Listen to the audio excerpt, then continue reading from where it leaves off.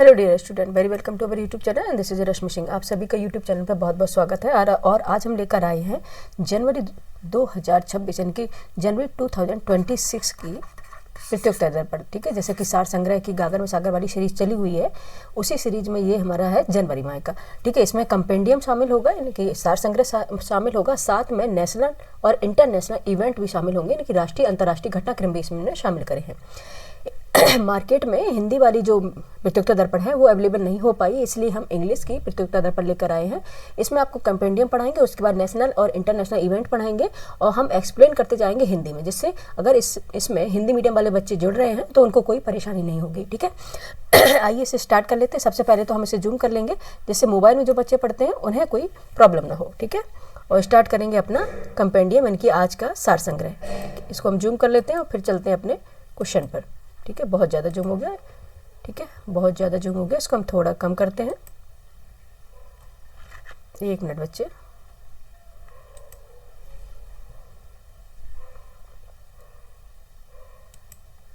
ठीक है, अभी हम इसको पेन ले लेते हैं। पहले ये ज़्यादा हो रहा है ना बच्चे, थोड़ा सा कम करेंगे हम इसको।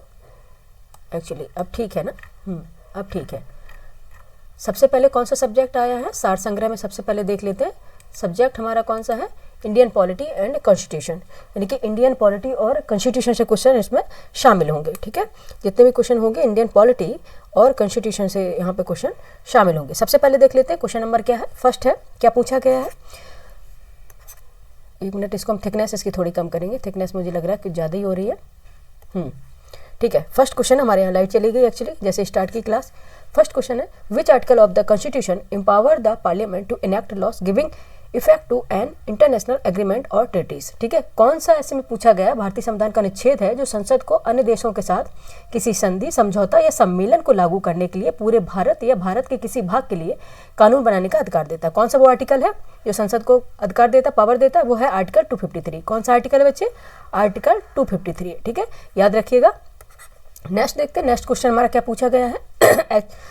एक्चुअली हम इसको हिंदी में एक्सप्लेन करते जा रहे हैं, कोई दिक्कत नहीं होगी आप लोगों को। नेक्स्ट क्वेश्चन है, power to make regulation related with the service condition of member of joint public service commission is vested with. कौन सा पूछा गया है कि संयुक्त लोक सेवा आयोग जेपीएससी के सदस्यों की सेवा शर्तों के लिए नियम बनाने की शक्ति भारतीय संविधान के अनुच्छेद 318 के तहत भारत के किसके पास होती है? भारत के राष्ट्रपति के पास होती है। किसके पास होती है? भारत के राष्ट्रपति के पास होती है। ठीक है, power to make regulation related with the services condition of member of joint public service commission is vested with. किसके पास होती है शक्ति? ये होती है प्रेसिडेंट के पास। ठीक है, किसके पास होती है? प्रेसिडेंट के पास होती है। यानी संयुक्त लोक सेवा आयोग जेपीएससी के सदस्यों की सेवा शर्तों के लिए नियम बनाने की शक्ति भारतीय संविधान के अनुच्छेद किसके, कौन सा अनुच्छेद है, कौन सा आर्टिकल है? 318 यानी कि 318 के तहत भारत के राष्ट्रपति के पास होती है, यानी कि प्रेसिडेंट के पास होती है। ठीक है, नेक्स्ट चलते हैं। नेक्स्ट क्वेश्चन हमारा है, under article 280 of the constitution the composition of the finance commission is. ठीक है, अब ये क्वेश्चन कई बार यूपीएससी में भी पूछ चुके हैं और यूपीपीसीएस में भी पूछ चुके हैं। आपसे पूछा गया है कि जो फाइनेंशियल कमीशन है, वित्त आयोग है, उसमें सदस्यों की संख्या कितनी होती है। ठीक है, अगर हम देखें चेयरमैन से, अगर हम इसको जोड़ें, चेयरमैन एंड 4 अदर मेंबर। ठीक है, एक चेयरमैन होता है और कितने होते हैं? 5 जो 4 अदर मेंबर होते हैं, तो मिला के कुल कितने हो गए? 5 हो गए। ठीक है, मिला के कुल कितने हो गए? 5 हो गए। Under article 280 of the constitution the composition of finance commission is chairman and 4 other members. ठीक है, 4 अलग अलग मेंबर हो गए और एक चेयरमैन सहित कितने हो जाएंगे? 5 हो जाएंगे। ठीक है, 5 मेंबर हो जाएंगे फाइनेंशियल कमीशन के। ठीक है, फाइनेंस कमीशन के यानी कि वित्त आयोग के। नेक्स्ट चलते हैं, नेक्स्ट क्वेश्चन हमारा क्या है। नेक्स्ट क्वेश्चन है, which part of the constitution provide for the union state relation. ठीक है, आपको बताना है कि कॉन्स्टिट्यूशन यानी कि संविधान का कौन सा भाग है ये यूनियन स्टेट रिलेशन, ठीक है, यूनियन स्टेट रिलेशन को दर्शाता है। ठीक है, कौन सा वो भाग है? ठीक है, तो कौन सा है? भाग 11 है। ठीक है, कौन सा है? पार्ट, ये रोमन लैंग्वेज में लिखा हुआ है, कितना है? पार्ट 11 है। ठीक है, यूनियन स्टेट रिलेशन यानी कि संघ राज संबंध। ठीक है, इसमें कौन से पार्ट में है? पार्ट है 11। ठीक है, यहाँ पे हम इसमें लिख देंगे 11 है। ठीक है, पार्ट किस में है? 11 में। इसको हम नीचे नहीं लगाएंगे, नहीं तो फिर रोमन लैंग्वेज में हो जाएगा। यहाँ पे इस तरह से हम लिखेंगे, क्या है? 11। अच्छा, हिंदी में लिख दें एक बार क्या? ठीक है, क्योंकि जब भी आप ऐसे रोमन लैंग्वेज देखें उसे भी लिखें और साथ में उसके बगल में हिंदी में भी लिख दिया करें, ठीक है, जिससे आपको याद हो जाएगा। ठीक है, नेक्स्ट देखते हैं नेक्स्ट क्वेश्चन क्या है। नेक्स्ट क्वेश्चन है the public account committee consist of how many member from Rajya Sabha. ठीक है, आपको बताना है जो पब्लिक अकाउंट कमेटी है उसमें राज्यसभा से कितने मेंबर होते हैं। ठीक है, कितने होते हैं, 7 होते हैं। ठीक है, कितने होते हैं, 7 मेंबर होते हैं। नेक्स्ट चलते हैं, नेक्स्ट क्वेश्चन हमारा है which emergency provision under part 18 of the constitution has never been imposed in India. ठीक है, आपको बताना है which emergency provision under part कौन सा है, 18। यहाँ पे हम लिख देंगे कौन सा पार्ट है, 18 रोमन लैंग्वेज में लिखा हुआ है। Of the constitution has never been imposed India. अच्छा, इमरजेंसी की पार्ट कौन सा है, 18 है। और कौन सी ऐसी इमरजेंसी है जो अभी तक इंडिया में क्या हुई, इम्पोज नहीं हुई है। ठीक है, लागू नहीं हुई है, वो कौन सी है, फाइनेंशियल इमरजेंसी। ठीक है, फाइनेंशियल इमरजेंसी आर्टिकल कौन सा आता है इसमें, 360। ठीक है, 360 आर्टिकल में है, 360 में फाइनेंशियल इमरजेंसी है, यानी कि वित्तीय आपातकाल अभी भी इंडिया में कभी भी अभी लागू नहीं हुआ है। ठीक है, फाइनेंशियल जो इमरजेंसी है ये कभी भी इम्पोज नहीं हुई है। ठीक है, नेक्स्ट देखते हैं। नेक्स्ट क्वेश्चन हमारा है which constitutional amendment act conferred constitutional status of the national commission for backward classes NCBC। ठीक है, बैकवर्ड क्लासेस NCBC। ठीक है, आपसे पूछा गया है कि जो बैकवर्ड क्लास है इसको संवैधानिक दर्जा जो दिया गया है, ठीक है, किस कॉन्स्टिट्यूशन अमेंडमेंट के माध्यम से दिया गया है। ठीक है, ये कब दिया, कौन सी कॉन्स्टिट्यूशन था, द कॉन्स्टिट्यूशन 102 यानी कि 102। ठीक है, 102 102 अमेंडमेंट एक्ट 2018 कि 2018 में। और कौन सा संशोधन था, संवैधानिक संशोधन था ये 102 यानी कि 102। ठीक है, 102 संवैधानिक संशोधन अधिनियम 2018 ने संविधान के अनुच्छेद 338B को शामिल करके, कौन सा अनुच्छेद इसमें शामिल किया गया है, 338B।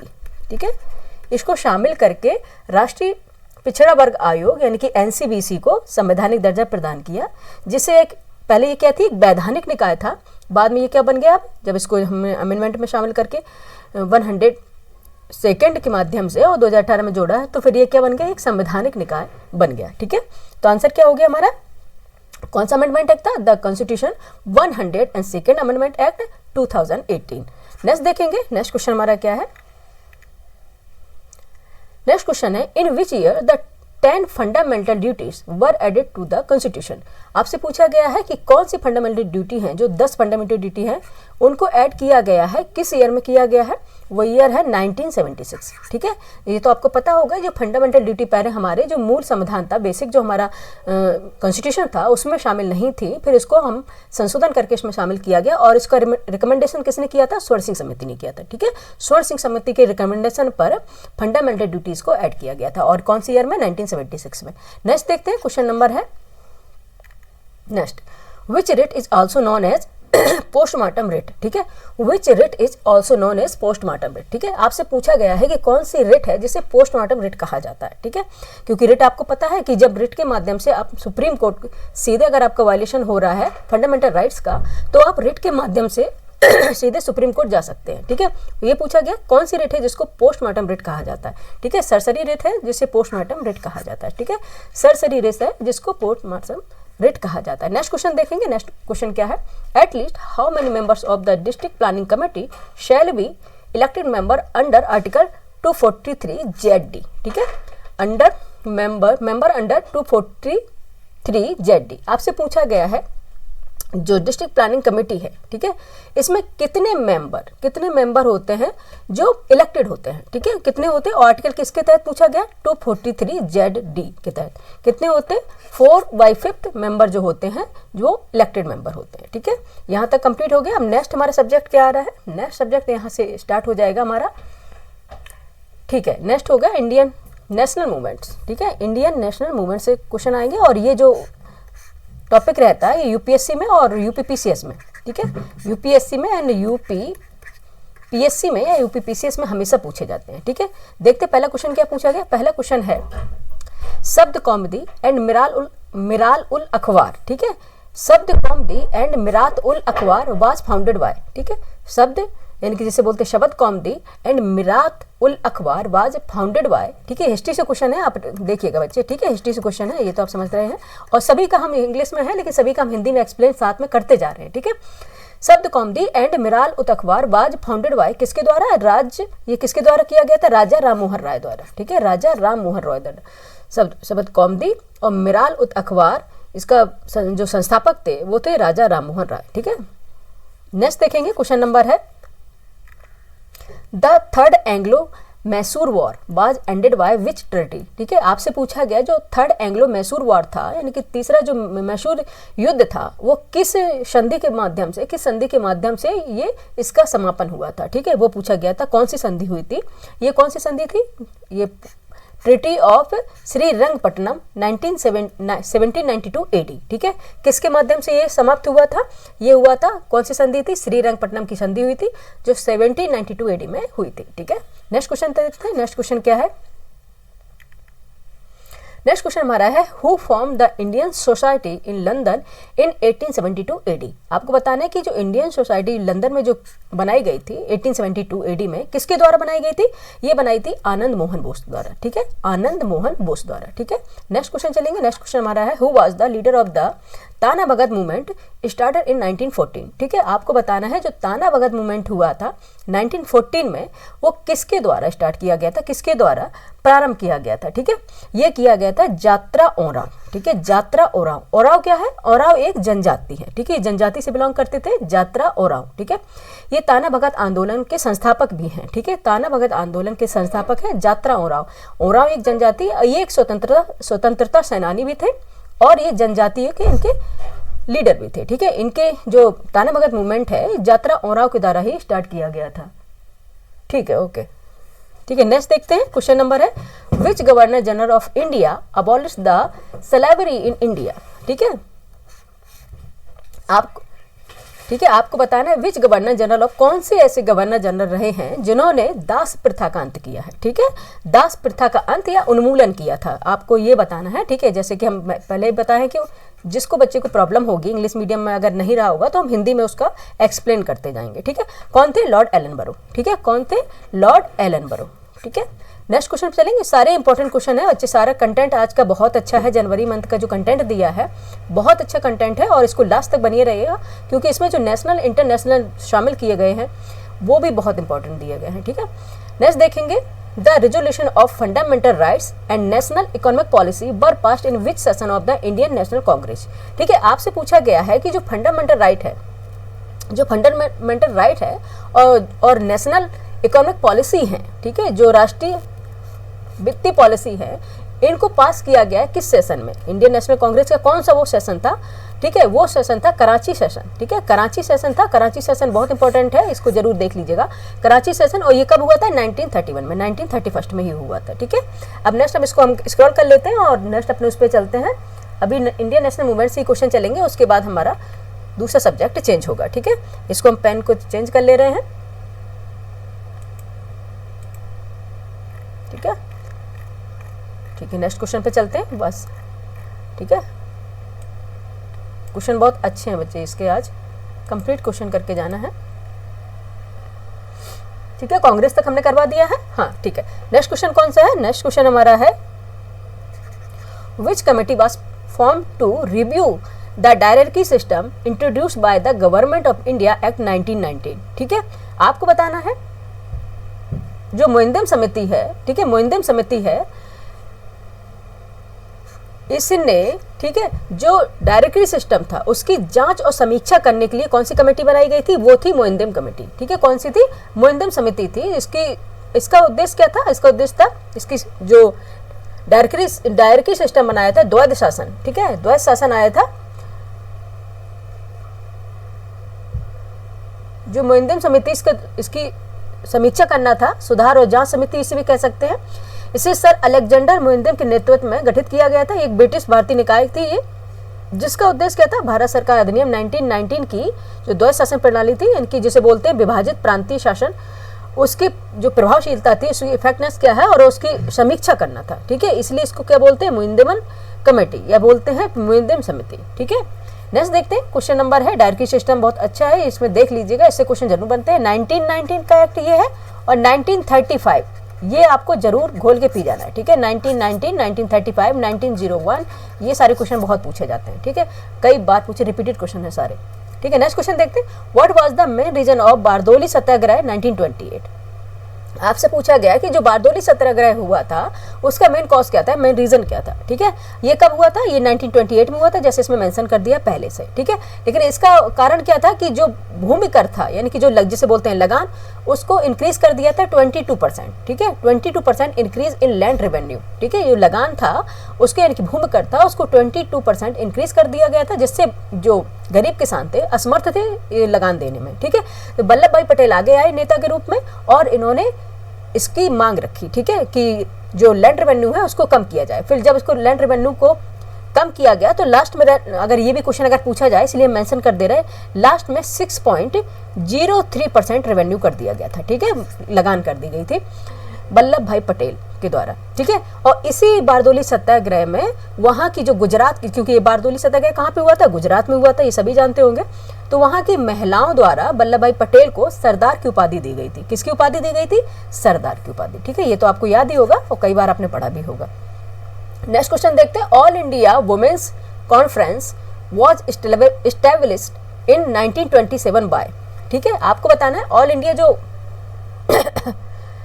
अखिल भारतीय महिला सम्मेलन है, इसकी स्थापना किसने की थी। ठीक है, all India women's conference was established in 1927 by, ये हुई थी मार्गरेट कजन के द्वारा। किसके द्वारा हुआ था, मार्गरेट एलिजाबेथ कजन, इनका पूरा नाम है। ठीक है, क्या नाम है, मार्गरेट एलिजाबेथ कजिन्स। ये एक आयरिश भारतीय शिक्षाविद है। ठीक है, तो आयरिश भारतीय शिक्षाविद हैं जिन्होंने 1927 में अखिल भारतीय महिला सम्मेलन की स्थापना की है। ठीक है, नेक्स्ट चलेंगे, जितना एक्सप्लेन करने का आप कर ही रहे हैं। नेक्स्ट देखेंगे, who term the vernacular press act 1878 as thunderbolt from the sky. ठीक है, ये किसने टर्म दिया गया था कि thunderbolt from the sky, vernacular act को कहा है, ये टर्म किसने दिया था, ये दिया था टर्म सुरेंद्र नाथ बनर्जी ने। किसने दिया था, सुरेंद्र नाथ बनर्जी द्वारा कहा गया है। जो वर्नाकुलर प्रेस एक्ट आया था 1878 को, इसको कहा गया है थंडरबोल्ट फ्रॉम द स्काई। ठीक है, Thunderbolt from the sky. Next चलेंगे, अब हमारा यहाँ से क्वेश्चन चेंज होगा, यहाँ से हमारा सब्जेक्ट चेंज हो रहा है, history and culture of India. ठीक है, हिस्ट्री तो इसकी भी थी, लेकिन अभी इसकी टॉपिक है history and culture of India, यानी कि इतिहास और संस्कृति से संबंधित, कल्चर से संबंधित क्वेश्चन होंगे। ठीक है, देख लेते हैं पहला क्वेश्चन क्या है। फर्स्ट क्वेश्चन हमारा रहेगा,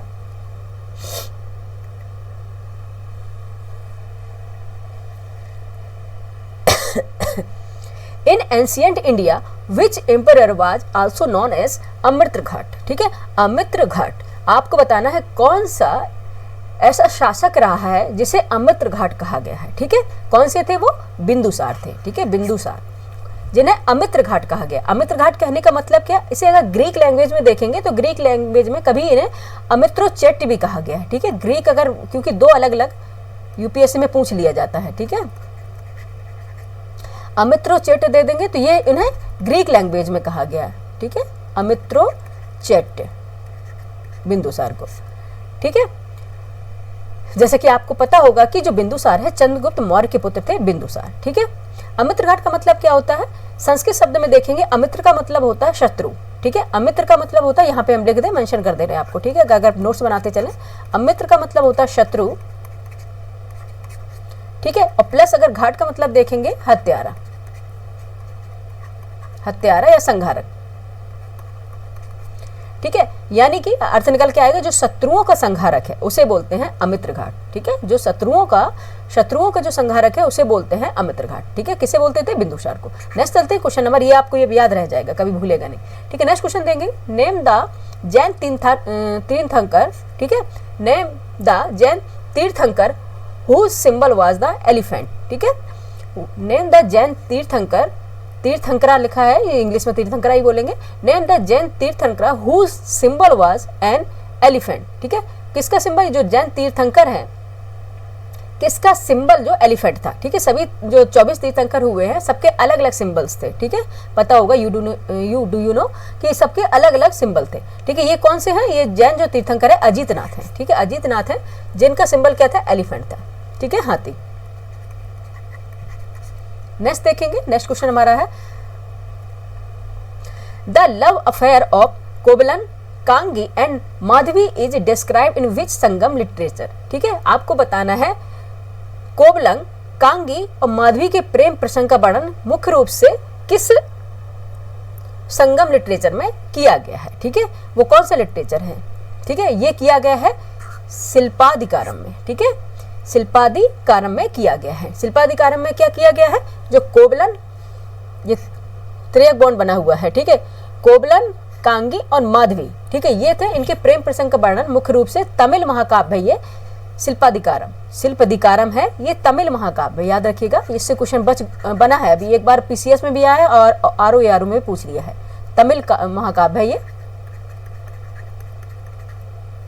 ठीक है, तमिल महाकाव्य है ये, शिल्पाधिकारम में किया गया है। ठीक है, नेक्स्ट देखेंगे, क्वेश्चन नंबर है next, the governance system of Gupta empire in mention in which Purana. ठीक है, the governance system of Gupta empire in mention in which Purana. ठीक है, कौन सा पुराण है वो? जो गवर्नेंस सिस्टम है, ठीक है, वो गुप्ता का जो गवर्नेंस यानी कि गुप्त पीरियड का जो गवर्नेंस सिस्टम है, ठीक है, इस किस में मेंशन किया गया, इसके बारे में बताया गया, वो कौन सा पुराण है? वो पुराण है वायु पुराण। ठीक है, वायु पुराण। ठीक है, अपने कितने पुराण है? कितने पुराण है ये तो आपको पता होगा, ये भी क्वेश्चन पूछ चुके हैं। ठीक है, 18 हैं। ठीक है, 18 हैं।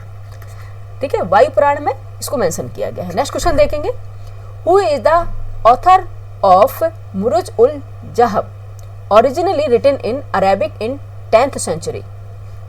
ठीक है, who is the author Muruj ul Zahib originally written in Arabic in 10th century. जो मुरुज उल जाहिब था, इसको ओरिजिनल जो अरेबिक में 10th सेंचुरी में रिटन किया, किसके द्वारा किया गया है? ये अल मसूदी द्वारा। ठीक है, अल मसूदी द्वारा रिटन किया गया है। नेक्स्ट देखेंगे, क्वेश्चन नंबर है नेक्स्ट क्वेश्चन हमारा है, official responsible for collecting taxes and revenue during the वैदिक एज वाज नोन एज। ठीक है, आपको बताना है कि एंशियंट पीरियड में, एंशियंट टाइम में, वैदिक पीरियड में कौन सा ऐसा कौन, एक मिनट, अच्छा इसको हम एक्सप्लेन कर दे रहे हैं आपको अच्छी तरह से।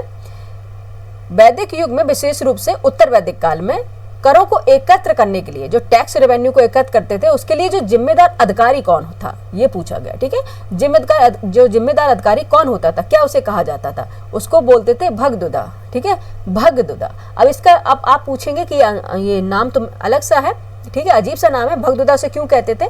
तो इसका भी इसके पीछे एक कारण है। ठीक है, क्योंकि भग मतलब क्या होता था? राजा के जो हिस्से में जो भूमि पड़ती थी उसे बोलते थे भग। ठीक है, राजा के हिस्से की उपज का धन, ठीक है, जो राजा के हिस्से में जो भूमि आती थी उससे जो होने वाला उपज है, उससे जो होने वाले धन है मिलने वाला, उसको बोलते थे भग। यहाँ पे हम कहीं लिख दें, ठीक है, उसको बोलते थे भग। और इसलिए जो उसको कलेक्ट करने वाला जो अधिकारी है उसको बोलते थे भगदुदा। ठीक है, राजा के हिस्से, अब अगर हम इसको एक डेफिनेशन बनाएं, एक ही सेंटेंस में कहें तो बोलेंगे राजा के हिस्से की उपज या धन को एकत्र करने वाला प्रमुख संग्रहकर्ता, उसको कहा जाता था भगदुदा। ठीक है, नेक्स्ट देखेंगे, क्वेश्चन जल्दी से करेंगे क्योंकि बहुत लंबी वीडियो बनेगी फिर। नेक्स्ट देखेंगे, evidence of water reservoir has been founded in which Indus valley civilization IVC sites. ठीक है, आपको बताना है जो वाटर रिजर्वॉयर है, एविडेंस मिले हैं वाटर रिजर्वॉयर के। ठीक है, किस सभ्यता, यानी कि कौन सी सभ्यता थी? सिंधु घाटी सभ्यता है, इनकी ये सब साइट्स हैं। ठीक है, सिंधु घाटी सभ्यता है। जैसे कि हम देखेंगे, एक शहर होता है, ऐसी कोई सिटी होती, चलाते रहो ना, थोड़ी चला लो। ठीक है, एक सिटी होती है कोई भी, उसमें मोहल्ले होते हैं, आपने देखा होगा, अलग अलग मोहल्ले के नाम से जानते हैं। ये सिंधु घाटी सभ्यता थी, इंडस वैली सिविलाइजेशन थी, वो अलग अलग नाम से थी। कहीं हड़प्पा था, धौलावीरा था, और आप देखेंगे कहीं पे कालीबंगा था। ये अलग अलग साइट थी। ठीक है, इसमें इसे पूछा गया है कि कौन सी साइट है जिसपे वाटर रिजर्वॉयर मिला हुआ है। ठीक है, तो कौन सा है? धौलावीरा। धौलावीरा से बहुत क्वेश्चन बनते हैं। ठीक है, धौलावीरा से बहुत ज्यादा क्वेश्चन बनते हैं। ठीक है, नेक्स्ट चलेंगे क्वेश्चन नंबर, इसको हम पहले बैक कर लेते हैं। ठीक है, नेक्स्ट क्वेश्चन चलेंगे, क्वेश्चन नंबर है नेक्स्ट क्वेश्चन। ठीक है, नेक्स्ट क्वेश्चन है, तमसोमा ज्योतिर्गमय has been taken from which Upanishad. ठीक है, आपको बताना है जो तमसोमा ज्योतिर्गमय, ये वाला आपने कई बार पढ़ा होगा, ये किस उपनिषद से लिया गया है, ठीक है। ये उपनिषद कौन सा है, बृहदकारण उपनिषद, बृहदकारण उपनिषद से ये लिया गया है, ठीक है। नेक्स्ट देखते हैं, नेक्स्ट क्वेश्चन हमारा है Lakshman Samvat started by Lakshman Sen of the Sen dynasty, यानी कि Sena dynasty was started in which year, ठीक है। जो लक्ष्मण संवत है जो स्टार्टेड हुआ लक्ष्मण सेन के द्वारा, जिसको किससे बिलोंग करते थे, सेना डायनेस्टी से, was start in which year, किस ईयर ये स्टार्ट हुआ था, ये हुआ था 1190 CE, ठीक है, इसमें ये स्टार्ट किया गया था। नेक्स्ट क्वेश्चन देखेंगे, नेक्स्ट क्वेश्चन हमारा है in ancient India which Chola ruler assume the title of Madurai Konda after defeating Pallavas, ठीक है। In ancient India which Chola rulers assume the title of, अच्छा मदुरई कोंडा, ठीक है, इसे बोलते हैं मदुरई कोंडा, मदुरई जानते हैं, मदुरई का नाम सुना होगा, मदुरई कोंडा, ठीक है, मदुरई कोंडा आफ्टर डिफीटिंग पल्लव्स। ऐसा कौन सा चोला शासक है, यानी कि चोल डायनेस्टी से बिलोंग करने वाला कौन सा शासक है जिसने पल्लव जो डायनेस्टी उनको क्या किया, डिफीट किया, पराजित किया, और फिर उनको क्या कहा गया, मदुरई कोंडा कहा गया। इसमें पूछा गया वो कौन सा पल्लव थे, ठीक है, कौन से थे, परांतक फर्स्ट थे, परांतक फर्स्ट था वो, ठीक है, कौन सा पल्लव था, परांतक फर्स्ट था। नेक्स्ट चलेंगे, क्वेश्चन नंबर स्टार्ट होंगे, अब दूसरे सब्जेक्ट देखते हैं। यहाँ से सब्जेक्ट हमारा मेंशन हो जाता है इकोनॉमिक अफेयर ऑफ इंडिया, ठीक है, इकोनॉमिक अफेयर ऑफ इंडिया, ठीक है। यहाँ से क्वेश्चन अब इसी से संबंधित सारे क्वेश्चन बनेंगे। आइए देख लेते हैं, क्वेश्चन नंबर फर्स्ट है the minimum paid up equality capital requirement for small finance bank is, कितना हुआ है जो minimum paid up equity sorry जो मिनिमम, एक मिनट इसको हम पहले बैक कर लें, the minimum paid up equity capital requirement for small finance bank is, कितना है, कितना रखा गया है, 200 करोड़, ठीक है। मिनिमम जो पेड इक्विटी है कैपिटल, ये स्मॉल फाइनेंस बैंक की कितनी है, 200 करोड़, ठीक है। नेक्स्ट देखेंगे, क्वेश्चन नंबर है what is the international poverty line WEF जून 2025, ठीक है। जो इंटरनेशनल पॉवर्टी लाइन है WEF के वर्ल्ड इकोनॉमिक फोरम के द्वारा, वर्ल्ड इकोनॉमिक फोरम के द्वारा जून 2025 में कितनी रखी गई है, ये रखी गई है $3 पर डे, ठीक है, $3 पर डे रखी गई है, ठीक है। नेक्स्ट देखेंगे the International Monetary Fund IMF has revise India's GDP growth projection from 2025-26 upward to, कितना रखा है, the International Monetary Fund IMF द्वारा जो GDP ग्रोथ है वो कितनी है 2025-26 अपवर्ड कितनी है, ये 6.6%, 6.6%। नेक्स्ट देखेंगे द मिशन ऑफ द आत्मनिर्भर, ठीक है, आत्मनिर्भरता in pulses aims to scale up domestic pulses production to 350 lakh tons by, ठीक है। जो मिशन है जो आत्मनिर्भरता का मिशन है, यानी कि पल्सेस में जो हमारा उद्देश्य है उसको, इसका स्केल है जो डोमेस्टिक पल्सेस प्रोडक्शन है वो कितना है, 350 लाख टन है। इसका कितना रखा गया है, कब तक करना है, 2030 से 35 तक, ठीक है। द मिशन ऑफ आत्मनिर्भरता यहाँ पे लिख रहे हैं इन पल्सेस, यानी कि दालों में आत्मनिर्भर होना, ठीक है। दालों में आपने पता है कि दाल में जो भारत में प्रोडक्शन बहुत ज़्यादा होता है, ठीक है, लेकिन प्रोडक्शन से ज़्यादा क्या होता है, खपत भी उससे ज़्यादा हो जाती है, ठीक है। इसलिए हमें क्या करते हैं, हमेशा जो पल्सेस होती हैं, जो दालें होती हैं, हमें क्या करनी पड़ती है, मंगानी पड़ती हैं बाहर से, ठीक है। इसलिए हमने क्या किया है 2030 और 31 तक लगाया है कि जो हमारा जो घरेलू जो प्रोडक्शन है दाल का, वो हमें 350 लाख टन करना है 2030 से 31 तक, ठीक है। नेक्स्ट देखते हैं, नेक्स्ट हम स्क्रॉल कर लेते हैं। अब हमारा भी क्वेश्चन देख लेते हैं, क्वेश्चन चेंज हो रहे हैं, ठीक है। अभी क्वेश्चन वहीं से होंगे, इसको हम नीचे लेके चलेंगे क्योंकि अब जब जूम कर लेते हैं तो समझ में नहीं आता, उसको देखना पड़ता है कि इसमें क्वेश्चन आगे कौन से बन रहे हैं, ठीक है। इसको देखेंगे अभी, ठीक है। नेक्स्ट पेज पे आ गए हैं, एक मिनट बच्चे, नेक्स्ट पेज कौन सा आ गया, ओके, ठीक है, हम राइट जगह पे हैं। एक्चुअली कहीं पे ऐसा नहीं होता, नहीं कोई चीज़ स्किप हो जाए फिर आप लोग कहेंगे कि मैं अपने आधा अधूरा पढ़ाया है, इसलिए देखना बहुत ध्यान से पड़ता है हमको। नेक्स्ट देख लेते question,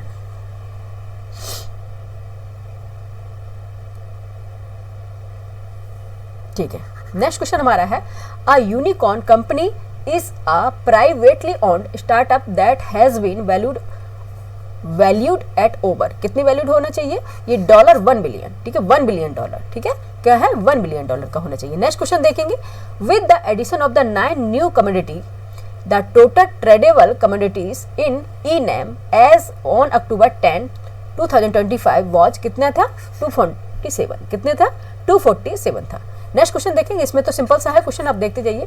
the 3-month national wide awareness campaign October-December 2025 your money your right is associated with, ये किसके द्वारा है, unclaimed assets in financial sector, unclaimed asset in financial sector, ठीक है। ये फटाफट करते जाएंगे, सिंपल से क्वेश्चन है, इसमें एक्सप्लेन करने की कोई जरूरत नहीं है, ठीक है। नेक्स्ट देखेंगे, the absolute highest increase in MSP for marketing session, ठीक है, मार्केटिंग सीजन, ठीक है, सॉरी सीजन नहीं, marketing session 2006-27 has been announce for which rabi crops, ठीक है। राबी क्रॉप्स तो जानते हैं, क्रॉप्स कितने प्रकार की होती है, राबी, जायद और खरीफ, ठीक है।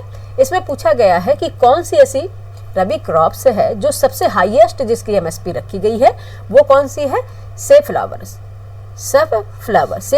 ठीक है, सफ फ्लावर, ठीक है, ये रखिए, इसको बोलते हैं हम, कौन सा बोलते हैं, हिंदी में नाम नहीं आ रहा है, ठीक है, हिंदी में नाम नहीं आ रहा है, सेफ फ्लावर, ठीक है, इसको कुछ अलग से नाम, अलग से नाम है उसका, हिंदी में मैं अभी याद नहीं आ रहा इस टाइम पे, आप लोग देख लीजिएगा, ठीक है। इसका सबसे ज्यादा एमएसपी प्राइस रखा गया है, ठीक है, सेफ फ्लावर का। नेक्स्ट देखेंगे, हिंदुस्तान, नेक्स्ट क्वेश्चन है, Hindustan shipyard limited SCL has been recently given which status, ठीक है, इसको कौन सा स्टेटस दिया गया है, मिनी रत्न कैटेगरी फर्स्ट, कौन सा स्टेटस दिया गया है, मिनी रत्न कैटेगरी फर्स्ट दिया गया है। नेक्स्ट देखेंगे, recently the रेमिशन of duties and tax on exported production RODETP scheme was extended till, कब तक इसकी स्कीम को एक्सटेंड कर दिया गया है, ये स्कीम एक्सटेंड कर दी गई है, बढ़ा दी गई है इसकी डेट 31 मार्च 2026 तक, ठीक है। अब नेक्स्ट यहाँ पे क्वेश्चन स्टार्ट हो जाएंगे हमारे ज्योग्राफी के, ठीक है, जिसके हम टीचर हैं, ज्योग्राफी इंडिया एंड वर्ल्ड, ठीक है, किसके, भारत और विश्व भूगोल से संबंधित क्वेश्चन होंगे। क्वेश्चन नंबर फर्स्ट है, world highest navigable lake in, ठीक है, world highest navigable lake is, यानी कि नौगम, यानी कि world highest navigable lake in, यानी कि सबसे ऊंचाई पर जो है नौगम में जो झील है वो कौन सी है, वो है लेक टिटिकाका, ठीक है, कौन सी है, लेक टिटिकाका, और ये एंडीज माउंटेन रेंज में स्थित है, ठीक है, कौन सी, लेक टिटिकाका और एंडीज माउंटेन रेंज में ये स्थित है। नेक्स्ट क्वेश्चन देखेंगे, यहाँ पे इसको फिर से देख लेते हैं।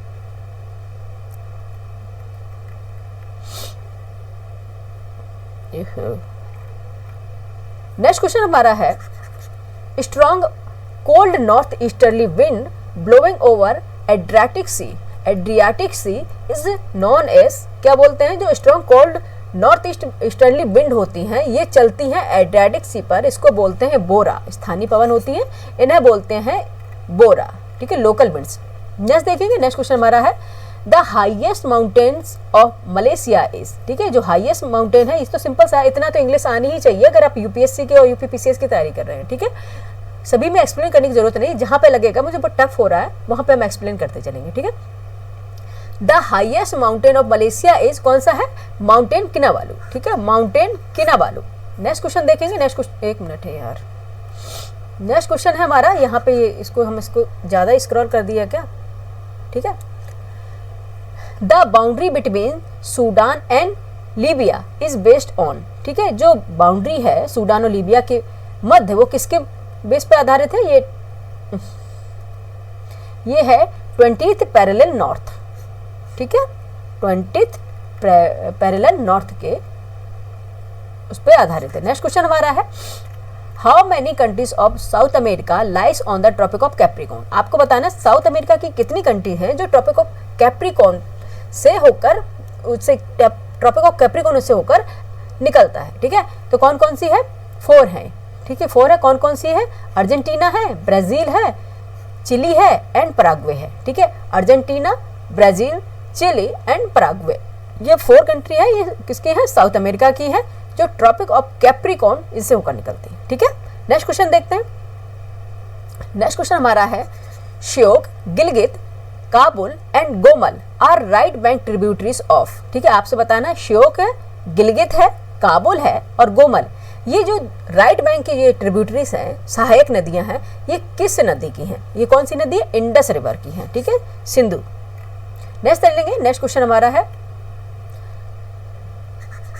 आधा घंटे से ज्यादा न चलाना, ओके, आधा घंटा। ठीक है, आधा घंटा चला तो फिर बंद कर देना बस। ठीक है, बस पहले नहीं, आधा घंटा तक चला लो, अब ना बोलो। The Kumaon Himalayas lies between which two rivers. ठीक है, the Kumaon Himalayas lies between which two rivers. जो कुमाऊं हिमालय है वो दो जो रिवर हैं किसके किसके मध्य? ये है सतलज एंड काली। ये भी कई बार क्वेश्चन पूछ चुके हैं, कौन के मध्य है ये बच्चे? सतलज और काली के मध्य। नेक्स्ट क्वेश्चन देखते हैं। नेक्स्ट क्वेश्चन हमारा है, South America and Antarctica are separated by.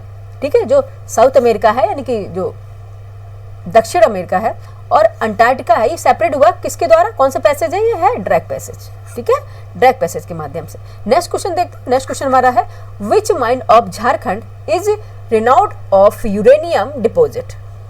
ठीक है, आपको बताना है कौन सी खदान है झारखंड में जिसमें यूरेनियम के डिपॉजिट भी पाए जाते हैं। वो है जादूगुड़ा माइंस। ठीक है, कौन सा है? जादूगुड़ा माइंस है और ये है झारखंड में, जैसा कि इसमें पहले से मेंशन कर दिया गया है।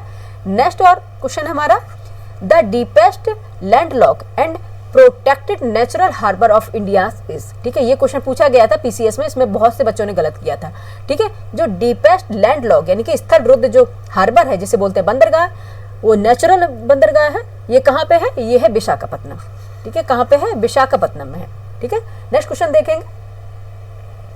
नेक्स्ट क्वेश्चन हमारे बनेंगे अब साइंस एंड टेक्नोलॉजी से। ठीक है, नेक्स्ट क्वेश्चन हमारे होंगे साइंस एंड टेक्नोलॉजी से।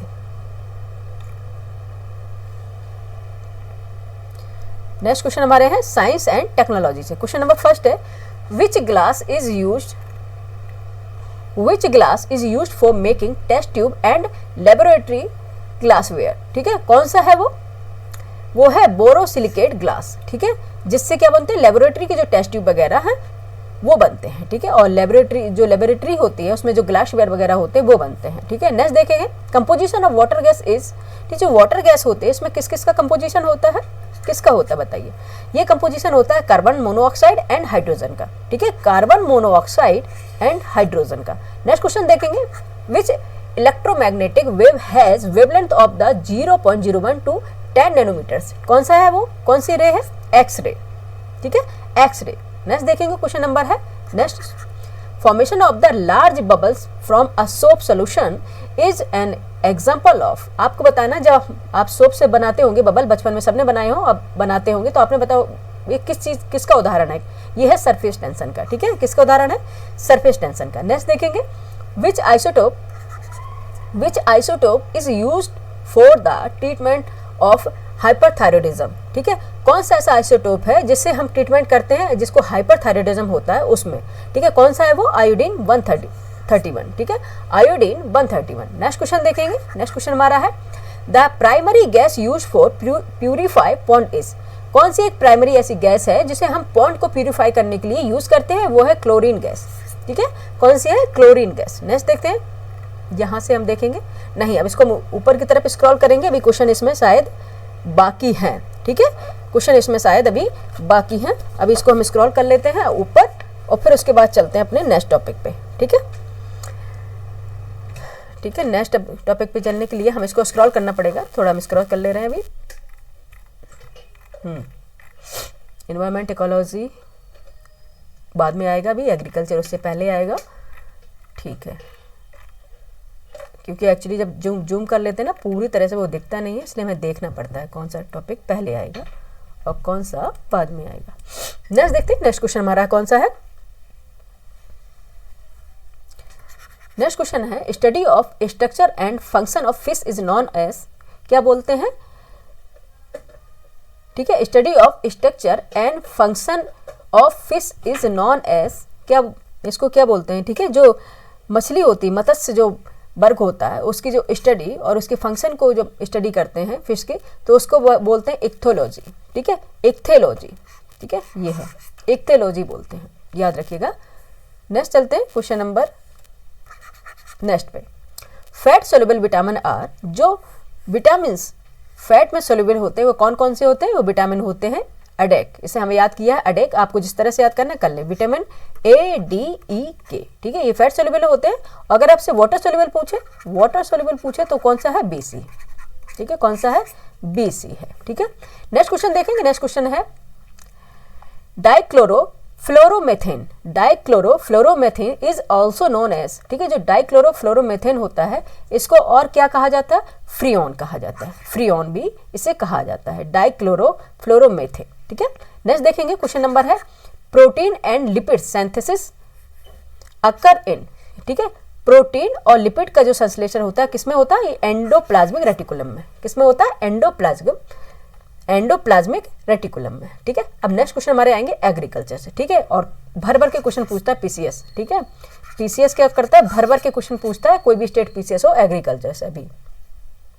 नेक्स्ट देखते हैं क्वेश्चन नंबर क्या होगा, यहां से क्वेश्चन बनेंगे false smut disease is a fungal disease which effect, ठीक है, क्या इफेक्ट करती है, जो स्मट फॉल्स स्मट डिसीज होती है जिससे हम बोलते हैं असत्य स्मट, ठीक है, ये एक फंगल डिसीज होती है और ये पूछा गया कौन सी क्रॉप में होती है, ये होती है राइस क्रॉप में, ठीक है, चावल के पौधे में पाई जाती है, धान के पौधे में ये पाई जाती है फॉल्स स्मट डिसीज, ठीक है, इसके अगर लग जाने के कारण जो दाने होते हैं वो खराब हो जाते हैं, ठीक है, ये एक फंगल डिसीज होती है। नेक्स्ट देखेंगे what is the India's rank in global fish production, ठीक है, जो ग्लोबल फिश प्रोडक्शन में इंडिया की रैंक कौन सी है, सेकंड है, ठीक है, कौन सी बच्चे, सेकंड है।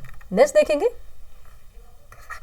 which state has recently granted agriculture status to livestock and poultry sector sorry, ठीक है, इसमें पूछा गया है जो पशुधन है, पशुधन, ठीक है, जैसे लाइव स्टॉक बोलते हैं उसमें पशुधन आते हैं, उसमें गाय भैंस ऊंट सभी आ जाते हैं, ठीक है, पशुधन और जो मुर्गी पालन होता है, पोल्ट्री फार्म को जैसे बोलते हैं मुर्गी पालन, इसमें जो कौन सा राज्य है, देखिए विच स्टेट है रिसेंटली ग्रांटेड, हाँ, agriculture status to livestock and poultry farm, ये है महाराष्ट्र, कौन सा राज्य है, महाराष्ट्र, ठीक है।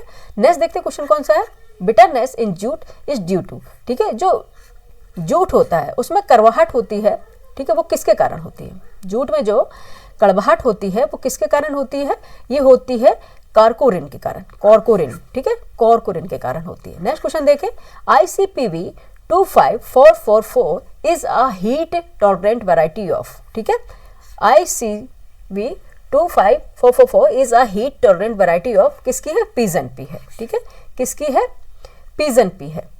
अब पिजन पी किसे कहेंगे, ठीक है, ये बच्चे हम बता दें बहुत सिंपल से, अरहर की दाल है उससे बोलते हैं इंग्लिश में पिजन पी, ठीक है, अरहर की दाल, ठीक है, ये आप जानते हैं, ये जो सूखा को सहनशील करने वाला पौधा होता है, ठीक है, बहुत कम पानी में भी ये ग्रो कर जाता है, सूखा को सहनशील करने वाला ये पौधा होता है, ठीक है, ये क्या हो इसमें जैसे बताया है कि हीट टॉलरेंट वैरायटी, ठीक है, ये है कौन सी, अरहर की दाल, ठीक है, अरहर का पौधा, इसे बोलते हैं पिजन पी, ठीक है। नेक्स्ट चलेंगे क्वेश्चन नंबर है, नेक्स्ट कौन सा क्वेश्चन है, the botanical name of the tropical cane is, ठीक है, ट्रॉपिकल केन यानी कि केन मतलब गन्ना, ठीक है, केन मतलब गन्ना, ये शुगर केन है, तो आपको पता है कि उष्णकटिबंधीय जो गन्ना है जिसे बोलते हैं उष्णकटिबंधीय गन्ना यानी कि ट्रॉपिकल केन, ठीक है, इसका जो बोटेनिकल नाम क्या है, ठीक है, इसका बोटेनिकल नाम क्या है, इसका बोटेनिकल नाम है सैंकरम ऑफिसिनारम, ठीक है, सैंकरम ऑफिसिनारम, ठीक है, फिर से देख लीजिए सैंकरम ऑफिसिनारम, ठीक है, इसका ये बॉटेनिकल नेम है, और ये क्या है उष्णकटिबंधीय गन्ना से बोलते हैं, ये उत्तर भारत में ना होता है, नदर्न इंडिया में ना होकर सदर्न इंडिया में ये ग्रो होता है, ये ब्लैक कलर का आपने देखा होगा, थोड़ा ब्राउनिश कलर होता है और काफ़ी मीठा और बहुत ज़्यादा इसमें रस भी पाया जाता है, इसका जो बॉटेनिकल नाम है सैंकरम ऑफिसिनारम, ठीक है। नेक्स्ट चलेंगे क्वेश्चन नंबर है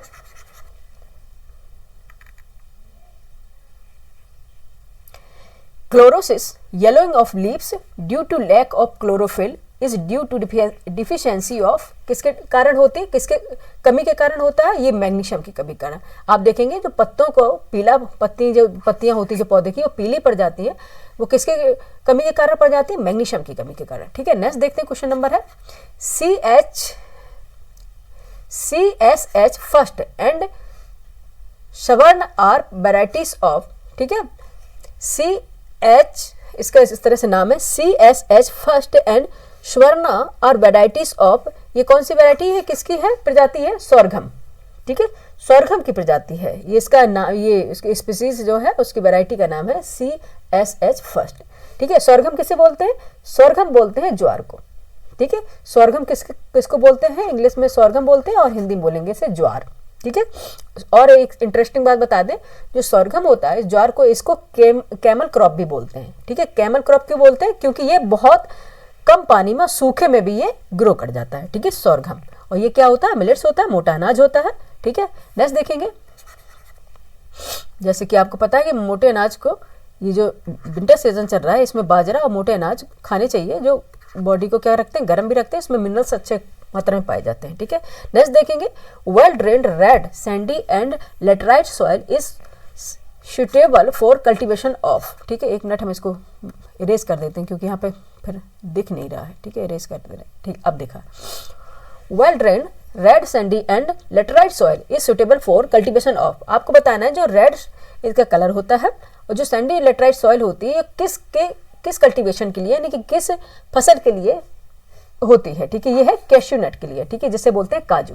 ठीक है, ये जो होती है इसमें बहुत मात्रा में फसल तो नहीं कर सकते, लेकिन काजू की खेती के लिए बहुत ही उपयुक्त ये सॉइल होती है, यानी मिट्टी होती है। नेक्स्ट देखेंगे, Kapas Kisan app has been launched by which ministry of facilitate procurement of cotton for farmer under the minimum support price scheme. ठीक है, आपको बताना है जो कपास किसान ऐप है, ठीक है, ये किस मंत्रालय के द्वारा लाया गया है, ये लाया गया भारत के वस्त्र मंत्रालय यानी कि यूनियन मिनिस्ट्री ऑफ टेक्सटाइल के द्वारा। ठीक है, जिसमें कपास के उत्पादन को बढ़ाने के लिए, ठीक है, एक मिनिमम सपोर्ट प्राइस यानी कि MSP निर्धारण किया गया है। ठीक है, नेक्स्ट चलते हैं, क्वेश्चन नंबर है, नेक्स्ट अब हमारा सब्जेक्ट आ गया environment, biodiversity and climate change. ठीक है, इससे क्वेश्चन बनेंगे, यानी कि जैव विविधता, इन्वायरमेंट और क्लाइमेट चेंज से संबंधित सारे क्वेश्चन होंगे और ये भी क्वेश्चन खूब पूछे जाते हैं।